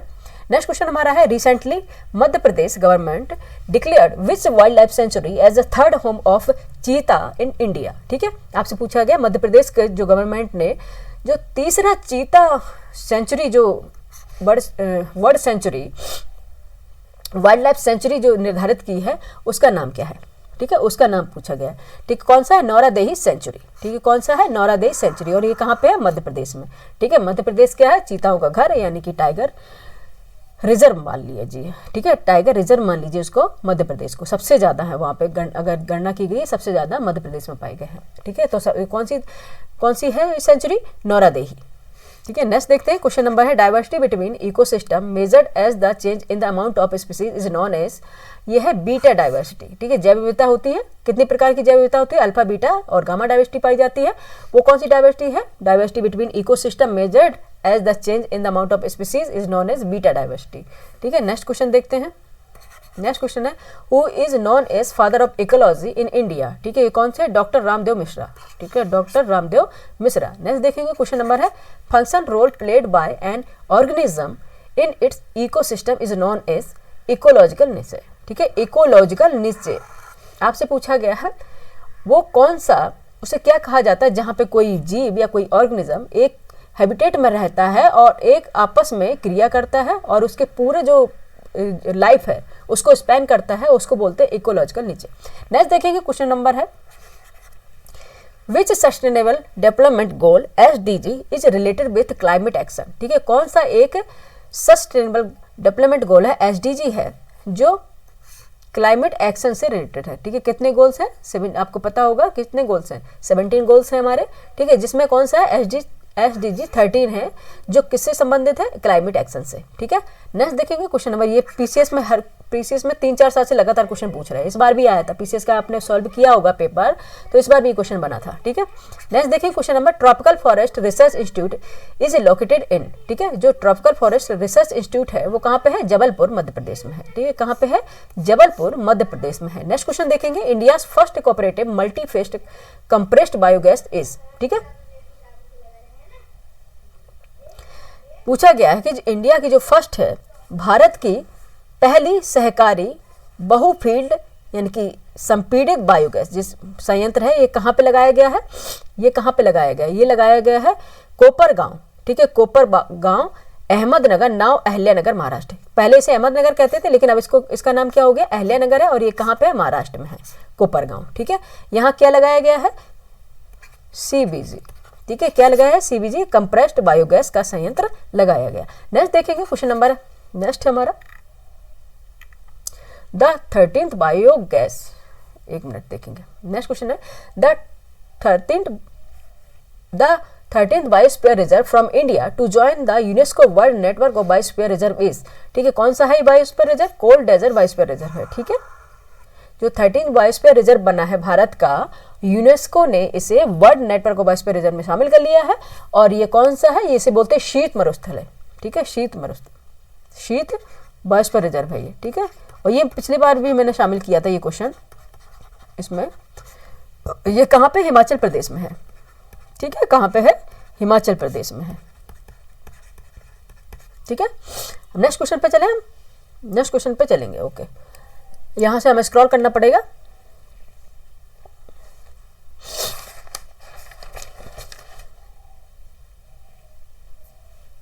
ठीक है, एक मिनट, हम इसको बच्चे स्क्रॉल कर लेते हैं, फिर चलते हैं अपने क्वेश्चन। यहाँ पे पेन दूसरा ले लेते हैं, उसको पहले हम।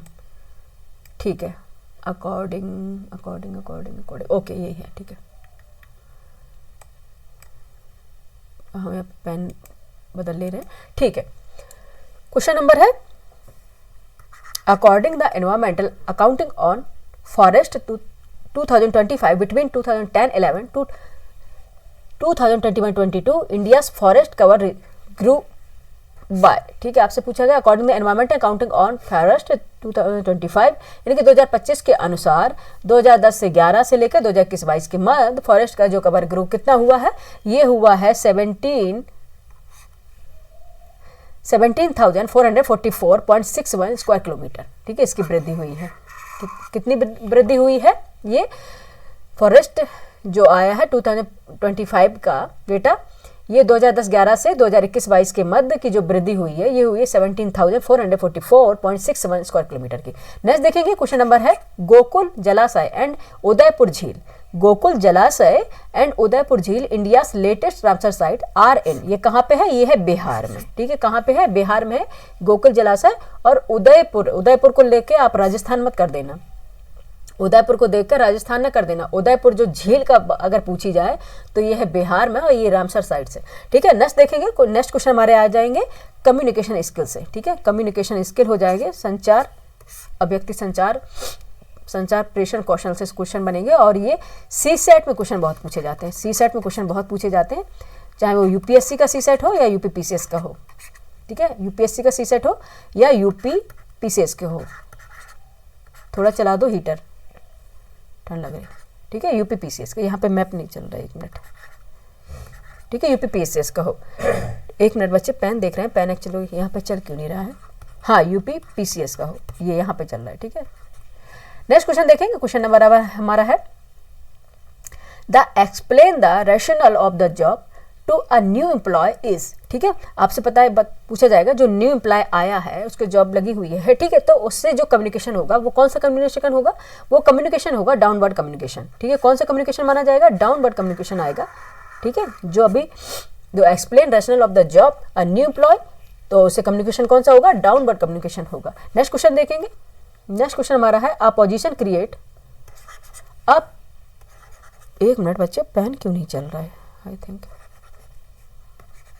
एक, हाँ ये अ पोजीशन, एक मिनट, पेन नहीं चल रहा था क्योंकि हम उसको टॉप पे चला रहे थे। ठीक है, ठीक है, a position create to receive and respond to inquiries, complaints, request for policy clarification और allegation of injustice by employees. ये कौन करते हैं, ओम्बुड्समैन बोलते हैं इन्हें, ओम्बुड्समैन कहते हैं। ठीक है, नेक्स्ट क्वेश्चन देखेंगे, those actively involved in lateral communication are called as. जो लेटर कम्युनिकेशन होता है, जिसे बोलते हैं समांतर कम्युनिकेशन बोलते हैं, लेटर कम्युनिकेशन होता है, उसको क्या बोलते हैं, बाउंड्री स्पैनर्स बोलते हैं। ठीक है, क्या बोलते हैं, बाउंड्री स्पैनर्स बोलते हैं। ठीक है, नेक्स्ट क्वेश्चन पे चलेंगे, क्वेश्चन नंबर हमारा है, नेक्स्ट क्वेश्चन हमारा, which type of communication provides information on the unwritten rules of the organisation and important management decision, ठीक है, इसको बोलते हैं ग्रे पॉइंट। क्या बोलते हैं इसको? ग्रे पॉइंट बोलते हैं, ठीक है। ऐसी कोई चीज जो हमें किसी इनफॉर्मल कम्युनिकेशन से मिलती है या किसी ऑफिस में या कहीं और जगह पे, उससे बोलते हैं ग्रे पॉइंट, उसे बोलते हैं अफवाह। हिंदी में बोलेंगे अफवाह। एक अफवाह है जो जिसका कोई प्रमाण नहीं है, ठीक है, कोई ऐसी बात जो हमें सिर्फ एक से दूसरे पर्सन से मिलती है, यानी कि सुनने को मिल जाती है, लेकिन उसका कोई प्रमाण नहीं होता, ठीक है, उसको बोलते हैं ग्रे पॉइंट या अफवाह। नेक्स्ट देखेंगे, the least time consuming more direct simple and the least expensive communication is the least time consuming more direct simple and the least expensive communication is, क्या बोलते हैं उसे? वर्बल कम्युनिकेशन बोलते हैं, verbal communication बोलते हैं, ठीक है, जिसमें कम समय लगेगा, ठीक है। डायरेक्ट हम बात करेंगे, simple and least expensive communication होगा, उसे बोलेंगे वर्बल कम्युनिकेशन। नेक्स्ट देखेंगे, interpretation of body languages is also known as, क्या बोलते हैं इसको? ठीक है, जिसमें बोलते हैं शारीरिक जो भाषा होती है उसे बोलते हैं बॉडी लैंग्वेज, उसे बोलते हैं काइनेसिस, इसको क्या बोलते हैं? काइनेसिस बोलते हैं, ठीक है। Interpretation of body language is also known as kinesis, ठीक है। नेक्स्ट देखेंगे, name of the model use to help people better understand their relationship both with themself and with others, ठीक है, इसे बोलते हैं जोहारी विंडो, ठीक है। क्या बोलते हैं? जोहारी विंडो एक मनोवैज्ञानिक मॉडल है जिसमें क्या होता है, जो आत्म जागरूकता और आपसी समझ के लिए, आपसी समझ को बढ़ाने के लिए इस्तेमाल होता है, जिसे बोलते हैं जोहारी विंडो। नेक्स्ट देखेंगे, to make judgement about what the other person is saying in which type of listening, क्या बोलते हैं इसको? Evaluative and critical listening, evaluative and critical listening बोलते हैं, ठीक है, जिसको बोलते हैं आलोचनात्मक श्रवण, ठीक है। इवैल्यूएटिव एंड क्रिटिकल लिसनिंग जिसे बोलते हैं आलोचनात्मक श्रवण, ठीक है। जब हम कोई बात किसी से सुन के, ठीक है, किसी से बात सुन के फिर उसको हम सोचते हैं उसने ऐसा क्यों कहा, फिर हम अपनी तरह से उसको, अगर हम सोचते हैं अपनी तरह से उसको समझते हैं तो उसको बोलते हैं क्रिटिकल लिसनिंग या इवैल्यूएटिव एंड क्रिटिकल लिसनिंग, या फिर बोलते हैं आलोचनात्मक श्रवण। नेक्स्ट देखिए, Lasswell's model and Gerbner model are related with, ये है किससे है? कम्युनिकेशन से ये रिलेटेड है, ठीक है। गार्बनर मॉडल्स और लॉस-वेल्स मॉडल है जो ये किससे स्थित है? कम्युनिकेशन से रिलेटेड है। नेक्स्ट देखेंगे, which model suggest the communication is an open system, ये है जी गार्बर, ठीक है, किससे संबंधित है? जी गार्बर से संबंधित है। नेक्स्ट चलते हैं, नेक्स्ट हमारा स्टार्ट हो जाएगा स्पोर्ट्स एंड गेम्स, ठीक है। स्पोर्ट्स एंड गेम्स से संबंधित अब क्वेश्चन होंगे हमारे, स्पोर्ट एंड गेम से संबंधित क्वेश्चन होंगे। आइए स्टार्ट कर लेते हैं। नेक्स्ट क्वेश्चन हमारा है, which country hosted the 2025 FIDE chess World Cup, ये कौन सा है? इंडिया, यानी कि कहाँ? गोवा में, ठीक है। Which country hosted by the 2025 FIDE chess World Cup, ये कौन है? इंडिया, गोवा, ठीक है। होस्ट कौन करेगा? भारत करेगा, जिसमें कहाँ पे होगा? गोवा में होगा। नेक्स्ट देखेंगे, who has been awarded the MLS golden boot award, ये है लियोन मेसी को मिला है, ठीक है, लियोन मेसी को मिला है। ओहो, बार बार गलत ही चलेगा, ठीक है, लियोन मेसी को मिला है। नेक्स्ट क्वेश्चन देखिए कि which country was silver at the Sultan of Johor Cup 2025, ठीक है। विच कंट्री वॉन सिल्वर, यानी कि सिल्वर मेडल है, at the Sultan of Johor Cup 2025, ये किसको मिला है? इंडिया को मिला है। नेक्स्ट क्वेश्चन देखेंगे, who is the 19th grandmaster of India, ठीक है। 19th जो ग्रैंड मास्टर है वो है इलमपर्थी AR, ठीक है। ये ग्रैंड मास्टर है 19, यानी कि 90वें नंबर के ग्रैंड मास्टर हैं, ये है इलमपर्थी, ठीक है, इलमपर्थी, याद रखिएगा। नेक्स्ट चलेंगे, क्वेश्चन नंबर है, विच टीम, लंबा हो जाएगा वीडियो, जल्दी से कर लेते हैं। Which team won the 125th Indian football association IFA shield, ये है मोहन बगान सुपर जाइंट, मोहन बगान सुपर जाइंट द्वारा, ठीक है। नेक्स्ट देखेंगे, exchange of the shots in badminton is known as, क्या बोलते हैं? रैली, ठीक है, रैले, शॉट जो होता है उनको बोलते हैं रैले। नेक्स्ट देखेंगे, first Indian women compounder archer to win a medal at the archery World Cup final in, किससे होता है? ज्योति सुरेखा, ठीक है। फर्स्ट इंडियन वुमेन है जिन्हें बोलते हैं आर्चर, या आर्कर भी कई जगह बोलते हैं, to win a medal at the archery World Cup final में इसने मेडल जीता है, वो कौन सी है? ज्योति सुरेखा जी है। नेक्स्ट देखिए, which country will host the 2023 2030 Commonwealth games, which country will host 2030 Commonwealth games, कौन सी कंट्री है जो कॉमनवेल्थ गेम की मेजबानी करेगी 2030 में, वो है इंडिया। ठीक है, क्या है, वो है इंडिया। नेक्स्ट देखेंगे, हम स्क्रॉल कर लेते हैं, बस अब अपने लास्ट के पढ़ रहे हैं, फिर हम उसके ऊपर नेशनल और इंटरनेशनल की खबरों की तरफ बढ़ चलेंगे। ठीक है, लास्ट हो रहा है इसका, फिर हम नेशनल और इंटरनेशनल की खबरों की तरफ बढ़ चलेंगे। ठीक है, हम आ गए, हम इस पे इसको स्क्रॉल कर लेते हैं ये। ठीक है, पेन ले लेते हैं, फटाफट करेंगे। नेक्स्ट क्वेश्चन हमारा है, fifth Khelo India universities games, fifth Khelo India universities games was held in which state, ये किस स्टेट में हो रहे हैं, राजस्थान में। ठीक है, नेक्स्ट है dolphin kick, dolphin kick is associated with which sport, ये है स्विमिंग। ठीक है, किससे है, स्विमिंग। अब आ जाते हैं मिसेलनी पर। ठीक है, यानी जिसमें होता है मिश्रण सभी सब्जेक्ट का। आइए स्टार्ट कर लेते हैं first question. The national conference on land administration and disaster management was held इन, कहाँ हुई है ये, गांधीनगर में। कहाँ पे हुई है, गांधीनगर में हुई है। नेक्स्ट देखेंगे, India's first bullet train is expected to run from Surat to Bilimora in August 2027 में हुई है ये। नेक्स्ट देखेंगे, रेला ओडिंगा, रेला ओडिंगा, रेला नहीं रेला ओडिंगा, यहाँ पे हम उनका नाम लिख दे रहे हैं, रेला ओडिंगा, ये पूछ लेते कई बार मैच करने में। ठीक है, रेला Odinga who recently passed away from the was the former prime minister of, ठीक है, जो अभी इनका निधन हुआ है, यह है रेला Odinga, passed away was the former prime minister of, कहाँ के पहले भूतपूर्व प्रधानमंत्री थे, ये थे केन्या के। ठीक है, कहाँ के थे, केन्या के थे रेला ओडिंगा। नेक्स्ट देखेंगे, India first electric truck battery swapping station was inaugurated at, कहाँ पे, सोनीपत में किया गया है इनॉग्रेशन। नेक्स्ट देखेंगे, the headquarter of food and agriculture organisation is at, जो हेडक्वार्टर है फूड और एग्रीकल्चर ऑर्गेनाइजेशन का, ये है रोम में। ठीक है, नेक्स्ट देखेंगे, the winner of the International Booker Prize 2025 is किसको मिला है बुकर प्राइज, ये सभी को यहाँ है, ये मिला है बानू मुश्ताक एंड दीपा भास्ती को। बानू मुश्ताक एंड दीपा भास्ती को। नेक्स्ट क्वेश्चन देखेंगे, Google's first GW hyperscale AI data centre is set to be established in, कहाँ पे है ये, जो विशाखापट्टनम में है। ठीक है, Google's first GW hyperscale AI data centre है, कहाँ पे है ये, विशाखापट्टनम में है। नेक्स्ट देखेंगे, the incumbent president of 80th United Nations general assembly is, कौन सी है ये है एनेलेना बैरबॉक। ठीक है, एनेलेना बैरबॉक है ये। ठीक है, कौन सी है, एनेलेना बैरबॉक है। नेक्स्ट देखेंगे, ये एक प्रेसिडेंट है 80th यूनाइटेड नेशन की, और ये कौन सी है, एनेलेना बैरबॉक है, और ये कहाँ से है, जर्मनी से है आई थिंक। ठीक है, अगर हम गलत नहीं है तो ये है जर्मनी से ही है। ठीक है, एलेना बैरबॉक।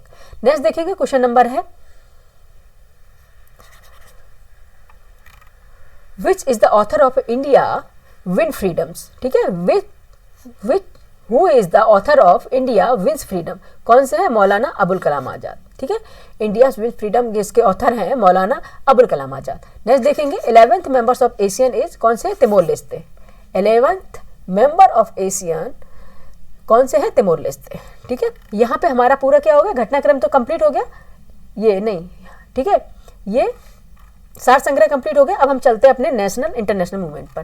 ठीक है, नेशनल एंड इंटरनेशनल मूवमेंट पर। ठीक है, हाँ ओके, यहाँ तो कंप्लीट हो गया। अब नेशनल इंटरनेशनल मूवमेंट पर चलते हैं और बहुत फटाफट से हम करवा देंगे। ठीक है, ज़्यादा समय नहीं लेंगे, ज़्यादा समय नहीं लेंगे। ठीक है, फटाफट से करवाते चलेंगे नेशनल और इंटरनेशनल मूवमेंट।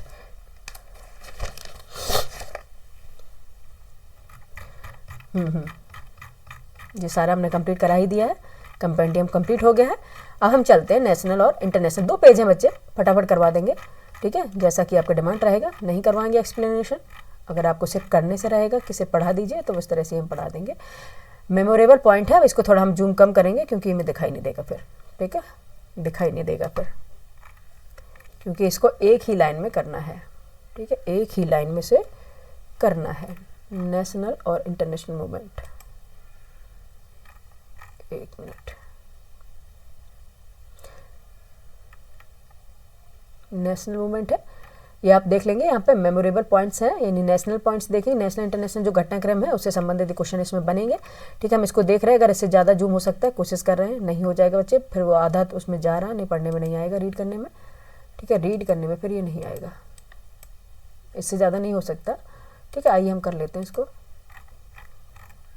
ठीक है, नेशनल मूवमेंट देख लेते हैं क्या है इसके मेमोरेबल पॉइंट है और बहुत ही ये इंपॉर्टेंट सारे इवेंट्स हैं। ठीक है, देखते हैं नेशनल इवेंट्स में सबसे पहले देखते हैं क्या है। Recently which city from India was recognised as UNESCO creative city and gastronomy. ठीक है, कौन सी है? Creative city of gastronomy. किसको रखा गया है? ये लखनऊ को रखा गया है। गैस्ट्रोनॉमी क्या होता है? एक पाक कला में जो संबंधित होता है स्टडी होती है। ठीक है, उससे संबंधित स्टडी होती है पाक कला, यानी कि जिससे होते हैं कि ऐसा कोई खाना जो वैज्ञानिक रूप से पाचन शक्ति जिसके बढ़ाए और वो क्या हार्मफुल ना हो बॉडी के लिए। ठीक है, स्वास्थ्य के लिए हितकर हो। इसके लिए कौन सी कंट्री चुनी गई है? कौन सा शहर हमारा चुना गया है? ये चुना कंट्री नहीं, कौन सा शहर चुना गया है? ये सिटी चुनी गई है लखनऊ। ठीक है, Lucknow the capital of Uttar Pradesh, आप जानते हैं, was added the list of UNESCO creative cities in the category of gastronomy. Add कौन सी कैटेगरी में आया है? गैस्ट्रोनॉमी।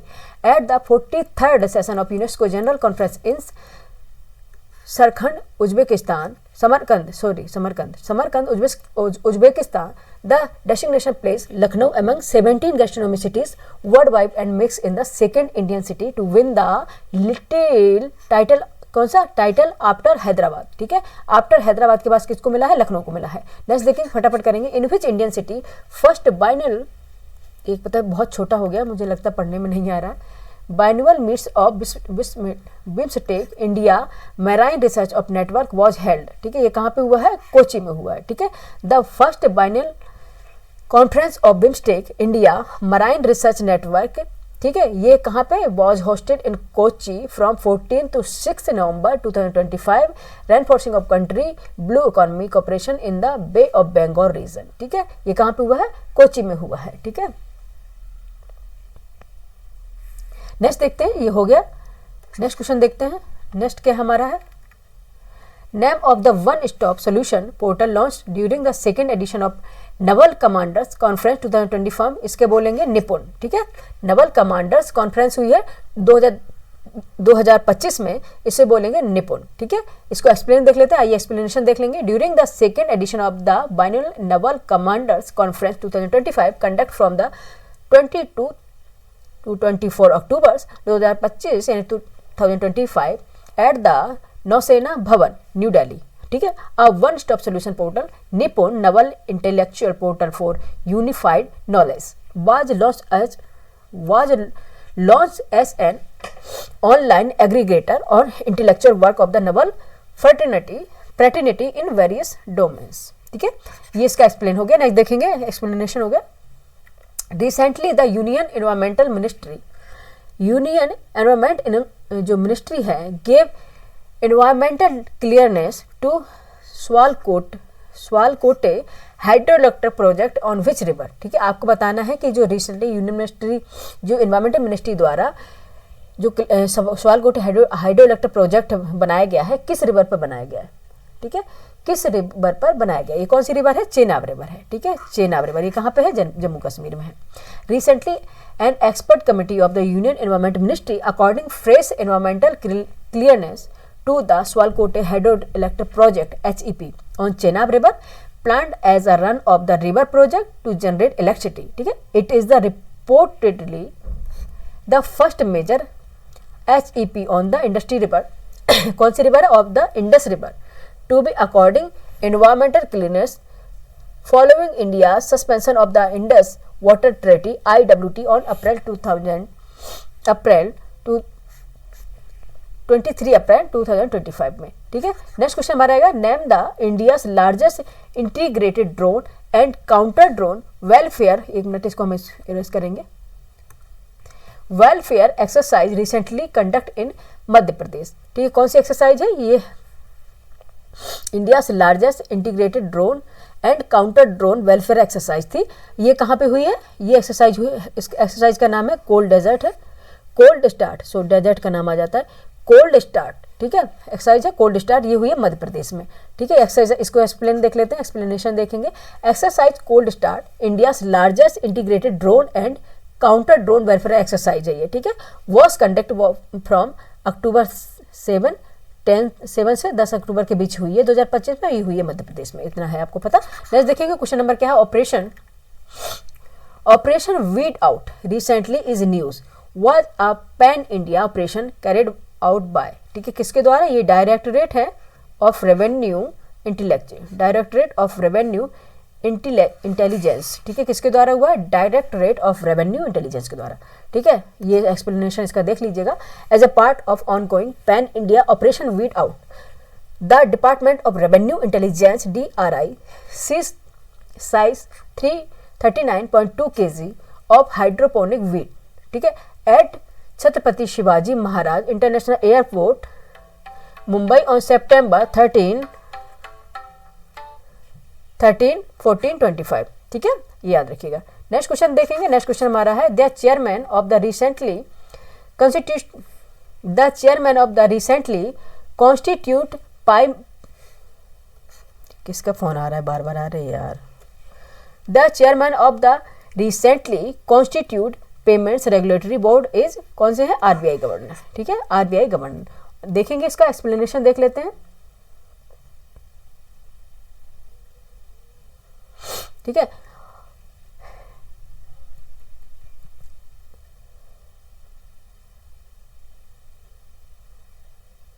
ठीक है, आइए इसका एक्सप्लेनेशन देख लेते हैं।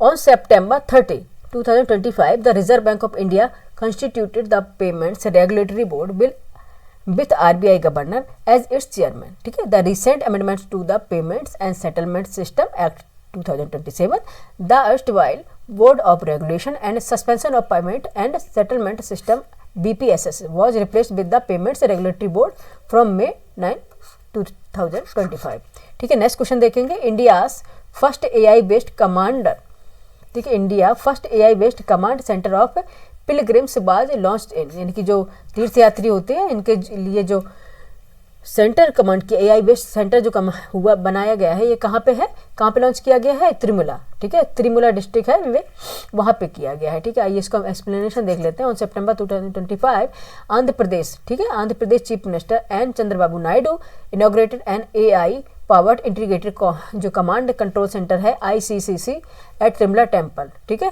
त्रिमुला टेम्पल, तिरुमाला टेम्पल है, सॉरी तिरुमाला टेम्पल है, ठीक है, अच्छा ओके, तिरुमाला टेम्पल है, ठीक है, Tirumala temple which is India's first AI powered command hub for pilgrimage, ठीक है, जो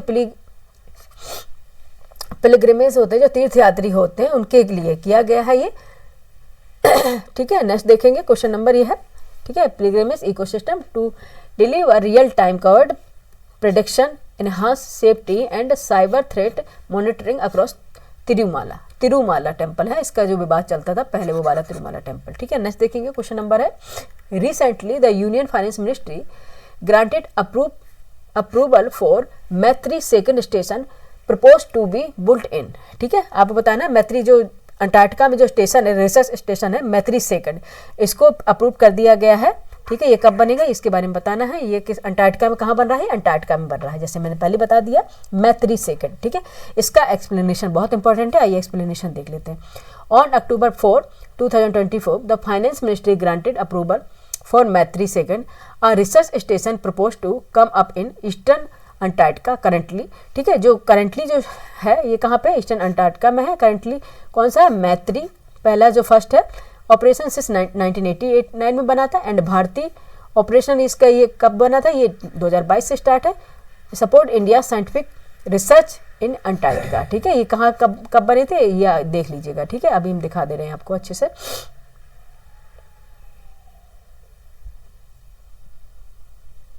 ठीक है। करंटली जो मैत्री है ऑपरेशन अब इसका ये अभी भी है इसमें, ठीक है। 1989 से ये स्टार्ट हुआ था, और भारतीय है ये 2022 से, ये 12 से हुआ था।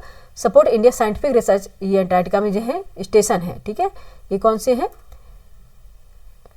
रिसर्च स्टेशन है ये, ठीक है। India first research based in Antarctica, ये है दक्षिण, कौन सी थी, दक्षिण गंगोत्री, ठीक है। कौन सी थी, Dakshin Gangotri, operated for a few years, ठीक है। Once built and readded by January 2029 में, ठीक है। इसको फिर से री एडिट कर लिया है। कब किया जाएगा इसे? जनवरी 2029 में इसे री एडिट किया जाएगा। किसको? दक्षिण गंगोत्री को। मैत्री second will become India's fourth research based on the frozen continent, ठीक है। जो रहेगा मैत्री सेकेंड रहेगा, ये 3 तो पहले से स्टेशन है, ठीक है, 3 तो पहले से है। कौन कौन से हैं? मैत्री फर्स्ट, मैत्री और दक्षिण गंगोत्री और भारती, और फिर बन जाएगा मैत्री सेकंड। तो अब कितने हो गए? 4 हो गए। ये एक जुड़ जाने के बाद 4 हो जाएंगे हमारे रिसर्च स्टेशन। ये इंपॉर्टेंट है, जरूर देख लीजिए, ठीक है। कब कब बने थे ये इसका मेंशन भी कर दिया है, ठीक है। जो दक्षिण गंगोत्री यहाँ पे देखेंगे, ठीक है। जो मैत्री था 1989 में, भारती था 2012 में बना था, और दक्षिण गंगोत्री है ये बंद हो गया था कुछ सालों के बाद, और ये स्टार्ट फिर से किया जाएगा जनवरी 2029 से, ठीक है। री एडिट किया जाएगा इसको। नेक्स्ट चलेंगे, क्वेश्चन नंबर है India's first private helicopter assembly land is being established in, कहाँ पे? कर्नाटका में। देखो यहाँ पे हमने इसको ही कवर कर दिया है, आंसर को ही, ठीक है। कहाँ पे है? कर्नाटका में, ठीक है। इसको आप एक्सप्लेनेशन जो देख लीजिए। नेक्स्ट देखिए, what was the theme of fourth Kautilya economic conclave, ठीक है। इसकी क्या थीम थी जो कौटिल्य कॉन्क्लेव हुई थी? ये इसकी थी seeking prosperity in turbulent times, ठीक है। इसको बोलेंगे, अगर हिंदी में इसकी थीम को बोलेंगे, अशांत समय में समृद्धि की तलाश या मांग, ठीक है। अशांत समय में समृद्धि की तलाश या मांग, ठीक है। ये कॉन्क्लेव कब हुई थी? ये 14 कौटिल्य इकोनॉमिक कॉन्क्लेव है। ये इसकी जो थीम है seeking prosperity in turbulent times, ठीक है। अशांत समय में समृद्धि की तलाश। नेक्स्ट देखेंगे, ठीक है। ये कंप्लीट हो गया, ठीक है, यहाँ पे देख लेंगे। अब चलते हैं हम इंटरनेशनल इवेंट पर, ठीक है। इंटरनेशनल इवेंट पर देख लेते हैं क्या हुआ है, ठीक है। नेशनल कंप्लीट हो गई ना, अब इंटरनेशनल पे देख लेते हैं, ठीक है। फर्स्ट है, name the organisation which has been awarded the Asian prize 2025, ठीक है। एशियन प्राइज 2025 ये मिला है union youth federation of Cambodia. The name of organisation which has been awarded the Asian prize 2025, ये किसके द्वारा? जो एशियन प्राइज 2025 ये किसको मिला है? Union youth federation of Cambodia को, ठीक है। The Asian prize 2025 was awarded to the union of youth federation of Cambodia UYFC in recognition of its outstanding contribution to the strengthening youth engagement and advancing regional integration in ASEAN, ठीक है। ये इसके लिए दिया गया है। Next देखेंगे question number, which country of officially become the 11th member of ASEAN during the 47th Asian summit, कौन सी है वो? तिमोर लेस्ते, ठीक है। कौन सी है? तिमोर लेस्ते है,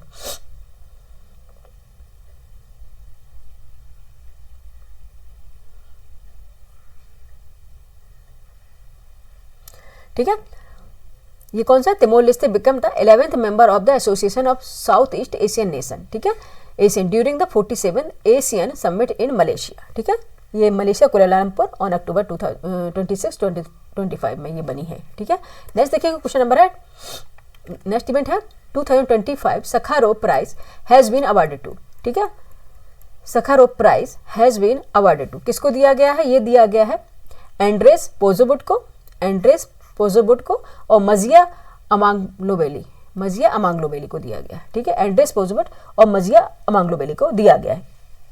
देखें, जो यूरोपीय संसद द्वारा 2025 का जो सखारोव विचार स्वतंत्रता पुरस्कार है, ये 2 जो जेल में बंद पत्रकार हैं उनको प्रदान किया गया। वो है ये जो एंड्रेस पोजोबुट हैं ये बेलारूस से हैं, एंड्रेस पोजोबुट है ये बेलारूस से है, और मजिया अमांग्लोवेली हैं ये जॉर्जिया से, ठीक है। ये है जॉर्जिया से। नेक्स्ट देखेंगे, ये आप एक्सप्लेनेशन देख लीजिएगा। नेक्स्ट क्वेश्चन देखेंगे 2025 Vaclav Havel human rights prize was awarded to, ठीक है। Vaclav Havel human rights prize was awarded to किसको मिला है? ये मैक्सिम, ये मिला है मैक्सिम बुटकेविच को, मैक्सिम बुटकेविच, ठीक है। मैक्सिम बुटकेविच को, ठीक है। वॉक्लेव हावेल मानवाधिकार जो पुरस्कार है, ठीक है, ह्यूमन राइट्स पुरस्कार है। वॉक्लेव हेवन मानव अधिकार जो पुरस्कार है 2025 में जो दिवंगत चेक नाटककार हैं, ठीक है। ये कौन से हैं? ये राष्ट्रपति हैं जो वॉक्लेव हावेल, इनकी विरासत को सम्मानित करने के लिए दिया गया है, ठीक है। ये कौन से जो मैक्सिम बुटकेविच जो पुरस्कार है ये मिला है मैक्सिम बुटकेविच को। ये क्या है, एक यूक्रेनी पत्रकार हैं, ठीक है, क्या है, एक यूक्रेनी पत्रकार हैं, ठीक है, ये देख लेंगे। The 13 Vaclav Havel human rights prize 2025 which honours outstanding civil society action in defence of human rights was awarded to Ukrainian, देखो यहाँ पे दिया गया Ukrainian journalist and human rights defender Maksym Butkevych, ठीक है, इनको दिया गया है। नेक्स्ट देखेंगे, क्वेश्चन नंबर है which country has become the first to achieve triple elimination, ठीक है, which country has been the first to achieve triple elimination, ठीक है। जो ट्रिपल है ये किसको मिला है ट्रिपल एलिमिनेशन, ये मालदीव्स को। अब हम आपसे पूछेंगे जो ट्रिपल एलिमिनेशन है इसका मतलब क्या है। ट्रिपल एलिमिनेशन इसका मतलब है, ठीक है, जो 3 जो डिसीजेज होती हैं HIV, सिफिलिस और हेपेटाइटिस बी, ठीक है, HIV, सिफिलिस, यहाँ पे दिया गया हुआ सिफिलिस और हेपेटाइटिस बी, ठीक है, हेपेटाइटिस बी, ठीक है, ये 3 जो संक्रामक बीमारी हैं ये ट्रांसमिटेड बीमारियां हैं जो माँ से बच्चों को भी हो जाती हैं, ठीक है। इनके संचरण को रोकने के मदर टू चाइल्ड जो ट्रांसमिशन होता है MTCT, इनको खत्म करना है, ठीक है। इनका उद्देश्य क्या है, इनको खत्म करना है, यानी 2030 तक इन बीमारियों को पूरी तरह से रोका जा सके, ठीक है। तो ये which country has become the first to achieve triple elimination, ये अचीव किया है मालदीव्स ने, ठीक है। किसने किया है, मालदीव्स ने अचीव किया है। ये 3 बीमारियां हैं, बहुत ही खतरनाक बीमारियां हैं और ये सेक्सुअल ट्रांसमिटेड डिसीज है, ठीक है। नेक्स्ट देखेंगे question number, name the organisation which has launched virtual museum of stolen cultural object, ठीक है, ये क्या है, यूनेस्को ने, ठीक है। वर्चुअल म्यूजियम ऑफ स्टोलन ये यूनेस्को का पहला वैश्विक डिजिटल म्यूजियम है जो चोरी की हुई सांस्कृतिक वस्तुओं पर केंद्रित है, यानी कि जो वस्तुएं हैं म्यूजियम में, म्यूजियम का लक्ष्य होगा कि खुद को खाली करना। जैसे कि कुछ वस्तुएं बरामद हुई हैं जो चोरी की, वहां पर रखी जाएंगी और जो मूल जिस देश से बिलोंग करती होंगी उनको लौटा दी जाएंगी, ठीक है। इसलिए ये इसे डिजिटल संग्रहालय का रूप दिया गया है, ठीक है, डिजिटल संग्रहालय इसे बोलेंगे। जो चोरी की हुई जो वस्तुएं हैं वहां पर रखी जाएंगी, ठीक है, और बाकी जो मूलभूत जिस देश से होंगी उन्हें वापस कर दी जाएंगी, ठीक है। नेक्स्ट देखेंगे, which country has recently announced in joint NATO fuel pipeline system, ठीक है। Which country has recently announced to join NATO fuel pipeline, किस कंट्री ने अनाउंस किया है NATO जो फ्यूल पाइपलाइन है उसको ज्वाइन करने को, ये है पोलैंड, ठीक है। किसने किया है, पोलैंड ने किया है। इन अक्टूबर 2025 a preliminary agreement to connect Poland to NATO Central European Pipeline System CEPC, ठीक है, CEPS was signed by the NATO Security Investment Program Management Official JIPTO, ठीक है। ये आप देखना, इसको करना, एक्सप्लेनेशन देख लेना, ठीक है, कौन सी पोलैंड बनी है, ठीक है। ये NATO की जो फ्यूल पाइपलाइन है इसको ज्वाइन कर लिया है इन्होंने, ठीक है। नेक्स्ट देखेंगे, अभी अनाउंस किया है, अभी ज्वाइन नहीं किया, अनाउंस किया है, ठीक है। नेक्स्ट देखेंगे, the 16th Commonwealth parliamentary conference was held इन, ठीक है, ये हुआ है ब्रिजटाउन बारबोडास में, ठीक है। जो 16th कॉमनवेल्थ पार्लियामेंट्री कॉन्फ्रेंस है CPC was held in Bridgetown Barbados, ठीक है, ये हुआ है 5 से 12 अक्टूबर को हुआ है। इसमें इंक्लूड हुआ है 9th कॉमनवेल्थ गेम्स है, वुमेन पार्लियामेंट, ये है 9 included the 9th Commonwealth women parliamentary CWS conference, ठीक है, ये इसमें इंक्लूड है। नेक्स्ट देखेंगे, what was the themes of world food forum 2025, बस लास्ट की तरफ हम जा रहे हैं अपने, ठीक है, अब एंड की तरफ जा रहे हैं, बिल्कुल खत्म होने पे है, ठीक है। What was the theme of world food forum 2025, क्या थीम है इसकी, hand in hand for better food and better future, ठीक है, क्या इसकी है, hand in hand for better food and better future, ये इसकी थीम है, ठीक है। एक्सप्लेनेशन आप लोग देख लीजिएगा। नेक्स्ट देखेंगे, नेक्स्ट इवेंट है international event, the 1 in 1 out scheme is migration agreement between which 2 countries, जो पलायन हुआ है एग्रीमेंट के बीच, ये किन 2 देशों के बीच एग्रीमेंट है, ये है यूनाइटेड किंगडम एंड फ्रांस के मध्य, ठीक है, यूनाइटेड किंगडम और फ्रांस के मध्य। UK and France have signed and 1 in 1 out agreement, ठीक है, under which of the each migrant France takes back, ठीक है। The UK will grant asylum to 1 migrant who has arrived from France and who who can prove they have family connection in the UK. ठीक है, the deal is a outcome of bilateral summit between British PM Keir Starmer and France President Emmanuel Macron. ठीक है, Emmanuel Macron इन जुलाई 2025. ठीक है, next देखेंगे what's first quantum enable algorithm bond trading has been announced by, ये किया है HSBC and IBM द्वारा. ठीक है, HSBC एंड IBM द्वारा. ठीक है, HSBC and IBM have recently announced a world first quantum enable algorithm bond trading tools. ठीक है, विच leverages IBM's quantum heron process and use a hybrid classical quantum approach to improve price prediction by up to 34% in the European corporate bond market. ठीक है, next question देखेंगे health Canada. आज का ही हमारा last event है. देखते हैं क्या है इंटरनेशनल इवेंट.